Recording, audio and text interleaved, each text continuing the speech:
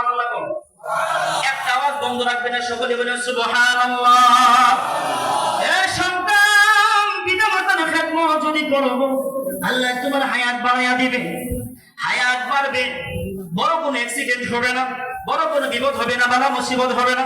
2 number, পিতা মাতার খেদমত এই সন্তানের ভিতরে বেশি থেকে বেশি থাকবে। আর খেদমত, আর খেদমত। আপনি আপনি বাজারে আসছেন, বাজার করলেন, যখন বাজার করে যাবেন দেখবেন বিবির জন্য 4 প্রকার 5 প্রকারের আইটেমের জিনিস কিনলেন, একটা ব্যাগে বললেন, ধরেন একটা জিনিস কিনতে আপনার মনে নাই, ভুল করলেন, ভুল ক্রমে ওই জিনিসটা কিনতে মনে নাই, বাসায় চলে গেলেন, দেখবেন বাসায় যাওয়ার পরে বিবি কইব, কি আনছো? এই আনছি। ওই দেখো, আমি যে বসতাম ওই দেখো।